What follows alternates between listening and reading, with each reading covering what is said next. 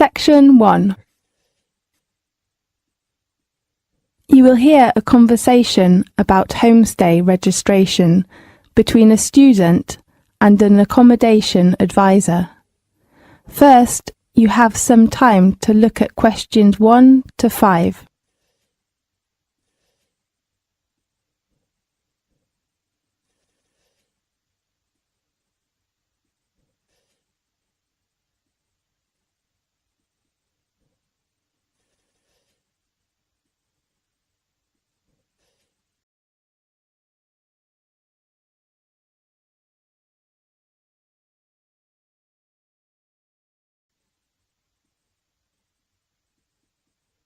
You will see there is an example that has been done for you. On this occasion, only the conversation relating to this will be played first. Good morning. Good morning. I'd like to apply for a homestay. Right. Sit down, please. Well, I need to take down your details first. The type of accommodation that the student hopes to apply for is homestay. So, homestay has been written in the space. Now we shall begin. You should answer the question as you listen, because you will not hear the recording a second time. Listen carefully and answer questions 1 to 5. Good morning. Good morning. I'd like to apply for a homestay. Right. Sit down, please. Well, I need to take down your details first. Okay. What's your full name? My name is Aaron Lee. Do you spell your first name A-A-R-O-N? Yes. Okay. And your age? I'm 18 years old. So you are a freshman in our university? Yes. What's your present address? I live in student accommodation. International House. In which area? North Campus. Your room number? It is 316C. Okay, Aaron. Are you unsatisfied with your flat now? Actually, my flat is all right, but I hope to move into a local family, to have more opportunities to know about local culture and to improve my English. Right. Tell me your contact number. My home number is 81419680 and my mobile phone is 75863344. Now, look at questions 6 to 10.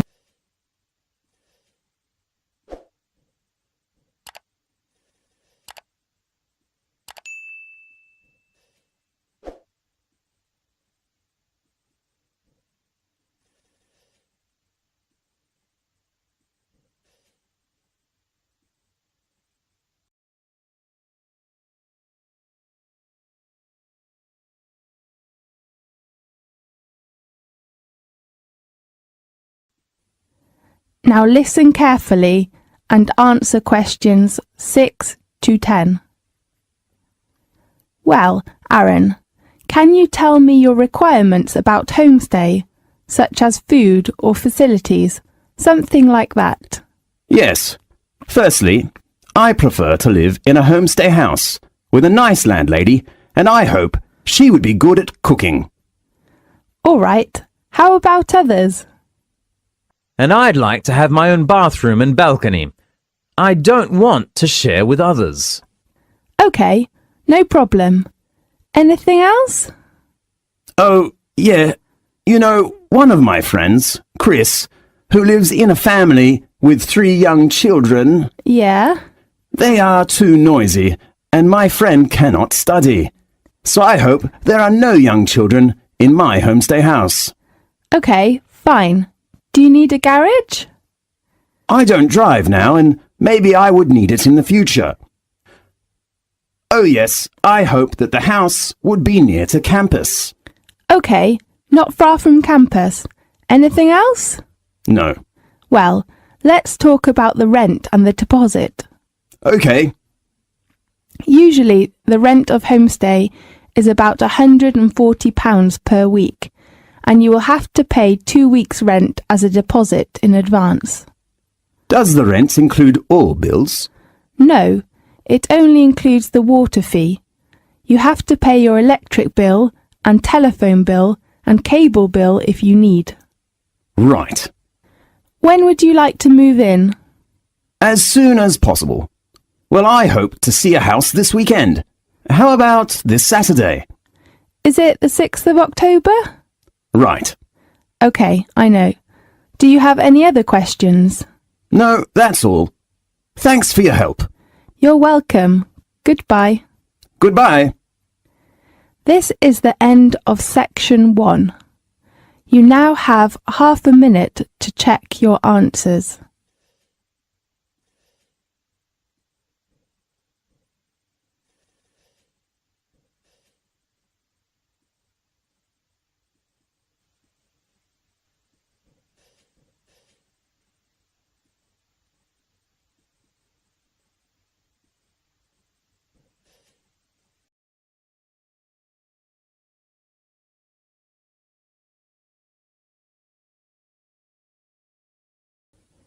Now turn to section 2. Section 2. You will hear a lecture about a famous natural resort in England. First, you will have some time to look at questions 11 to 15.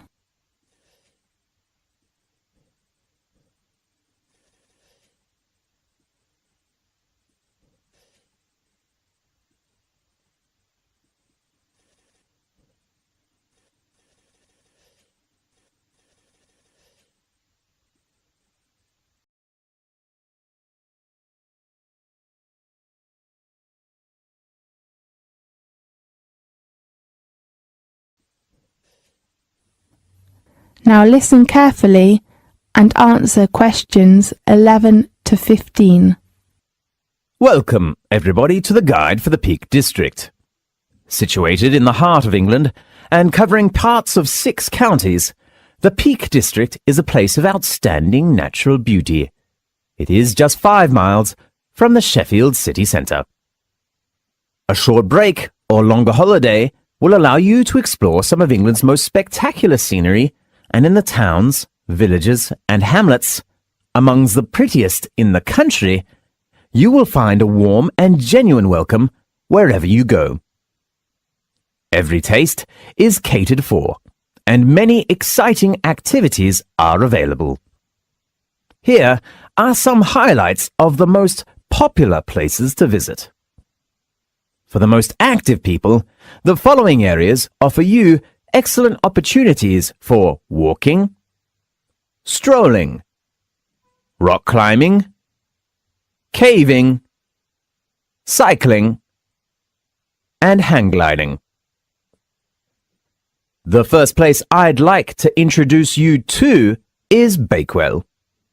This beautiful little town is renowned for a certain local delicacy, the famous Bakewell pudding. It's very delicious. And steeped in history, Bakewell's oldest building dates back to Henry VIII's reign. Just south of the town is the medieval Haddon Hall, a magnificent Tudor manor house complete with gardens, heralded as the most romantic in England. On Sheffield's doorstep lies the Palace of the Peak. Chatsworth is quite possibly the UK's most stunning country house, and a must-see for any visitor. The magnificent ground alone, with their formal gardens, fountains, and maze, are worth a visit. At the heart of the Peak District lies the Peak District National Park, the first of Britain's national parks, established in 1951 to safeguard and preserve this beautiful region, not only for future generations, but also for visitors to enjoy in the present. Whether you're exploring, getting out in the great outdoors, or simply relaxing, experience the Peak District and the Peak District National Park, you will be taking home wonderful memories. A regular train service from Sheffield travels through the scenic Hope Valley, home to the charming villages of Hathersage, Edhill and Castleton. Hathersage is the final resting place of Little John, while Edhill marks the official start of the Pennine Way. Castleton has some of the greatest show caverns in Europe and the only surviving Norman Keep in Derbyshire. The most famous cavern is Blue John Cavern. The natural water-worn caverns are home to 8 of the 14 known varieties of stunning blue Joan stone, which can be seen in its natural state among stalactites and stalagmites. Now, look at questions 16 to 20.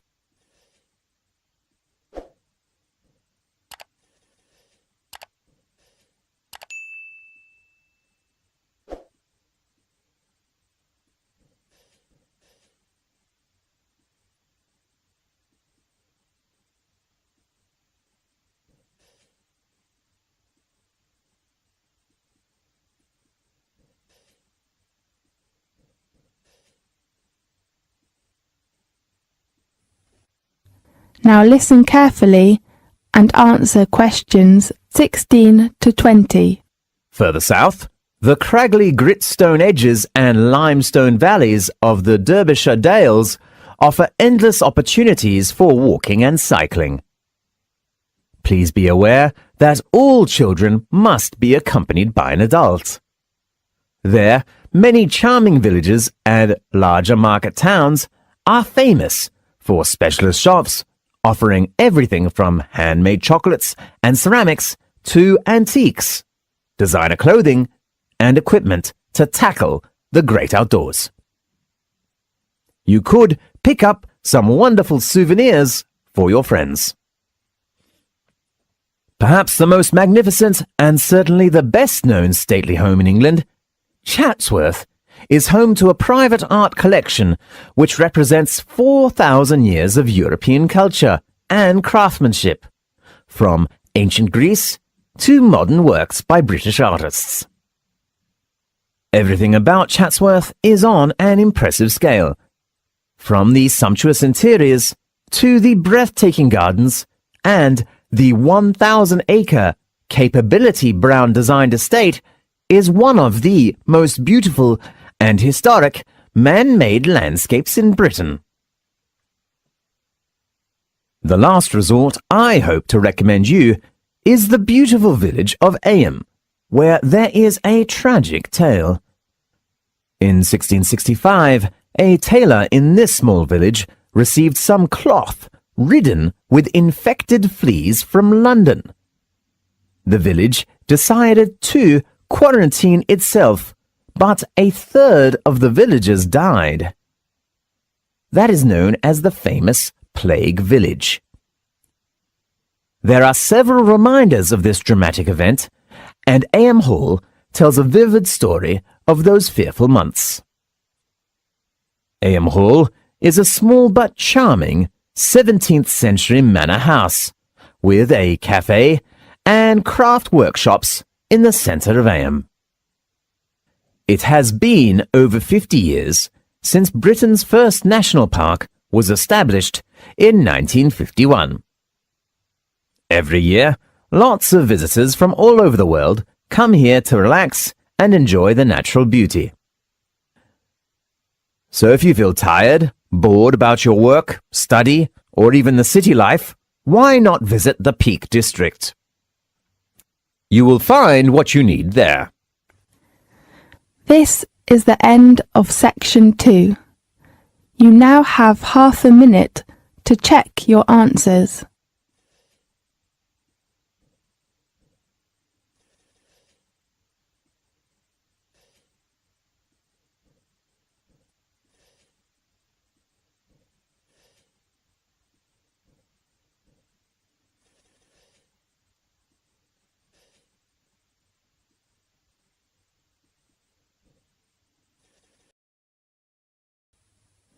Now turn to Section 3. Section 3. In this section, you will hear a talk between a student and a professor. First, you have some time to look at questions 21 to 23.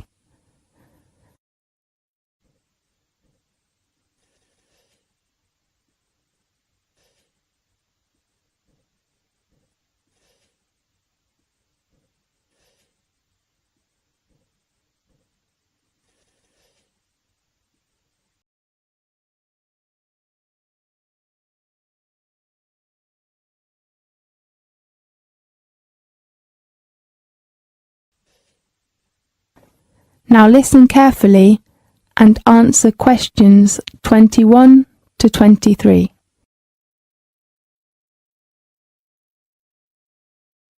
Good afternoon, Professor George. Good afternoon, Harper. Let's talk about your essay draft, okay? Yes. Actually, Professor George, I just decided to change my essay topic to energy crisis.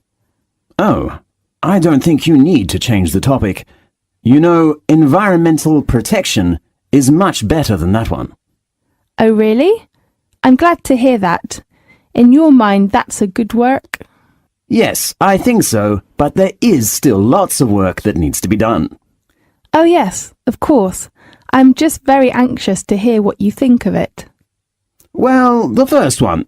Which research methods will you take? I'd like to use a questionnaire. I don't think that's a good choice. Why? Because you will have lots of research data to check. That will be a huge work. Yeah, I think you're right. How about an interview? OK, I will think about it. Professor George, I think I have a problem with the timetable. You mean the deadline? Yes, I'm afraid I can't hand in my work before the essay deadline. Why? You know, I have to spend a lot of time on my part-time job. Harper, I don't think you've given me a good reason. You know, I can't postpone your deadline, except if you get an illness. But Professor George, This is our rule. I hope you can cope well with your timetable, okay? OK. Now look at questions 24 to 30.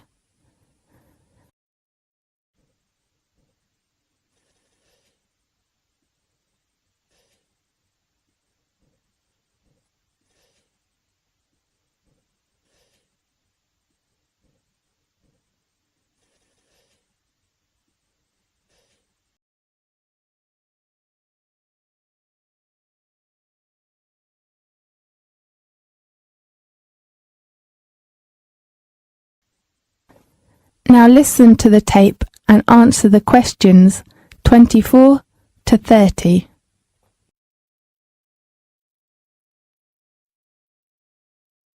Harper, generally speaking, your essay is good work, but I'm worried about some parts. Yes, could you give me some suggestions about my work?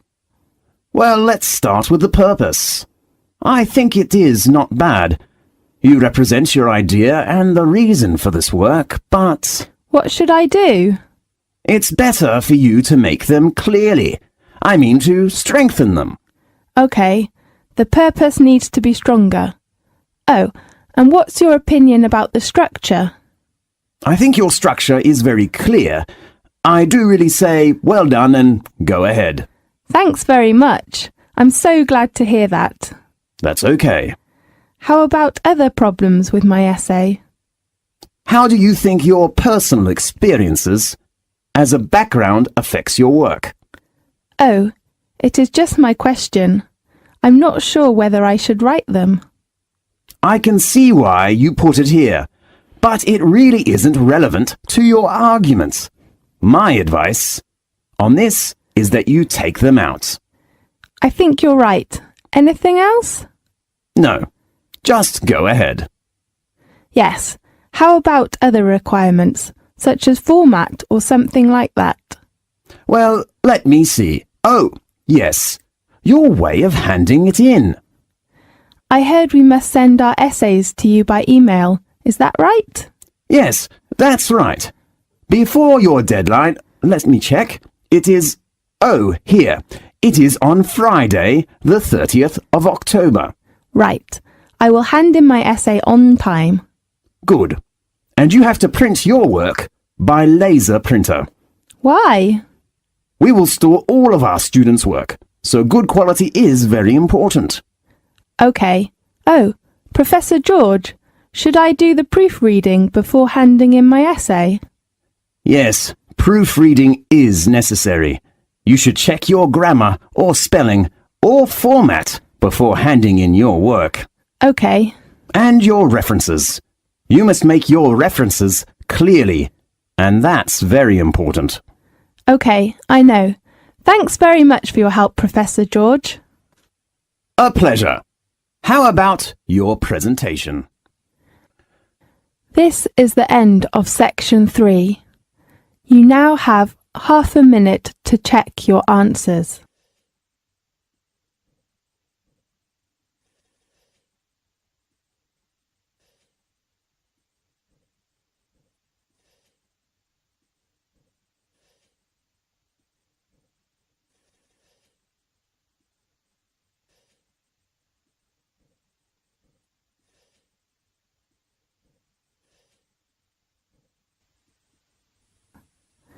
Now turn to section 4. Section 4. You will hear a lecture about British media. First, you have some time to look at questions 31 to 40.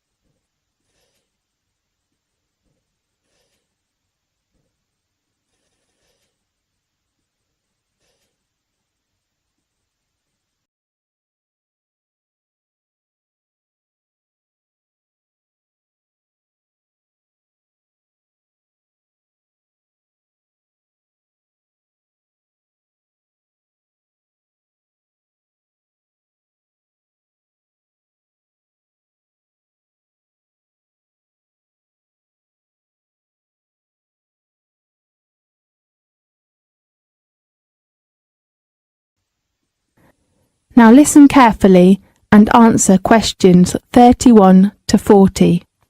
The United Kingdom has one of the world's oldest established newspaper industries. In the late 18th and early 19th century, as the British economy began to industrialise, as literacy levels rose through the introduction of mass education, more and more newspapers began to appear. The Times, which first appeared in 1785, is the United Kingdom's oldest daily newspaper, while the Observer, which is still published every Sunday, began publishing in 1791, making it the world's oldest national newspaper. The different main British newspapers, the Times, the Observer, the Guardian, still suggest that the function of the paper is to offer the electorate objective reports about what is happening in the country. The function of supervising the government is one of the reasons why a free press is considered so important to the functioning of parliamentary democracy. Besides politicians, businessmen paid more attention to the power of the press. They used press to push their products and services to potential customers. So, the advertising business was born. In Britain, most advertising is carried in newspapers.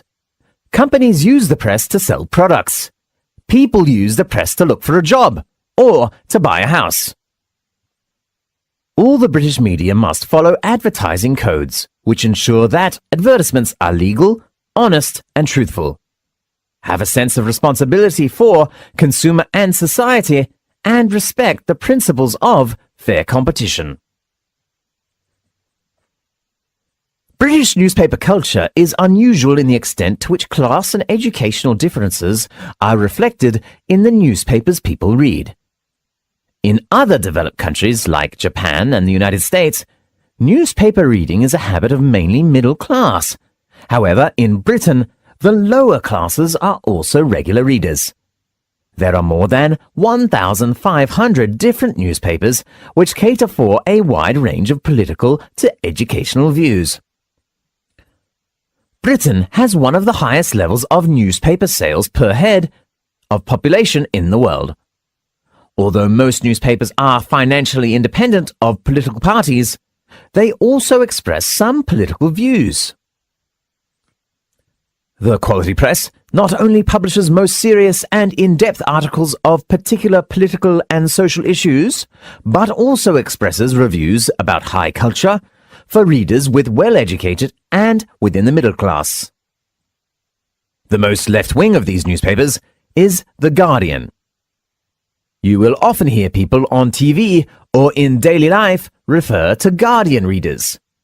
This is a kind of shorthand to suggest someone who is left-wing and liberal in their politics, and interested in society and social issues, such as will be soft on crime or quite feminist and interested in green politics.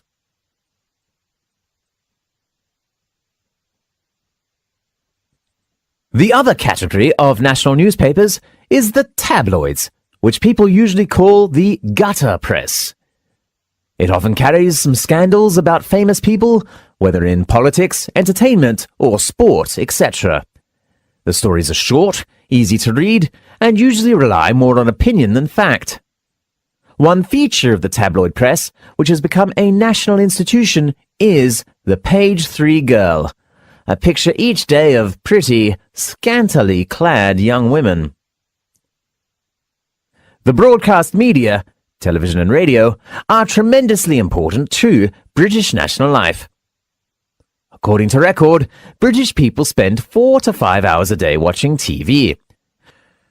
Whether you are working, chatting with friends or family, conversations will usually be about programs that were watched the evening before. Even newspapers also carry reviews of programs which are being broadcast. If a person does not participate in television viewing, he or she usually is looked as out. News, entertainment, and sport are British people favourites. However, drama, comedy, and game programs fall in and out of favour. British has 2 long-running soap operas. The oldest and most popular soap show was located in the northern city of Manchester in the 1960s. Compared with American soap operas, British soaps present gritty and realistic accounts of the everyday life of Britons. They are of very high quality and are popular abroad, whether in New Zealand or Canada. You can keep up with your favourite characters. Daily news and weather forecasts are also popular viewing. British newscasts are famous for the quality of their reporting. While there are many channels for audiences, so an interesting phenomenon appears. During particularly popular programs, the national utility companies have to make special preparations because during commercial breaks, a surge of demand for electricity is created when millions of British viewers rush out of the sitting room to make a cup of tea. The British Broadcasting Corporation, more familiarly known as the BBC or even the Beep, is Britain's main public service broadcaster. It began in 1927 as a public service radio station, and later moved into TV. The BBC has 2 channels. BBC One specialises in shows with broad appeal, such as sport, entertainment, drama, kids shows and current affairs. BBC Two caters for special interest audiences, and so broadcasts documentaries and shows aimed at particular social groups, such as the elderly, handicapped, homosexuals, and so on. The BBC is funded by licence fees, and viewers must buy a licence each year for their TV set. The BBC is no longer just about TV shows. Nowadays, it is a multimedia business with wide publishing and educational interests. This is the end of section 4. You now have half a minute to check your answers.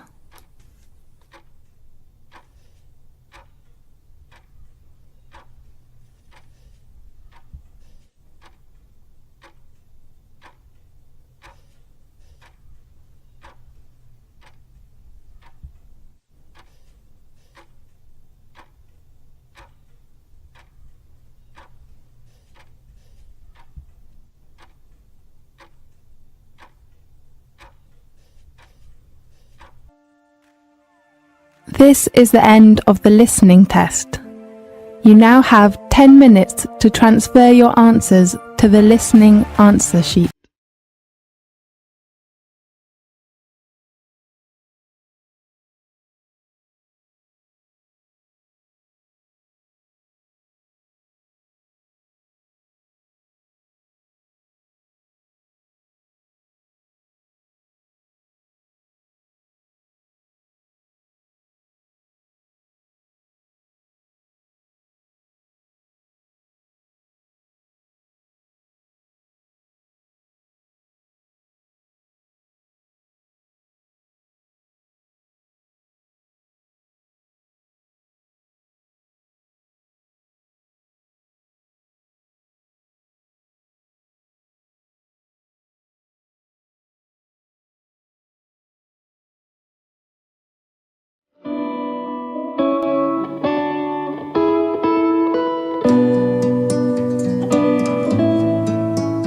Thank you.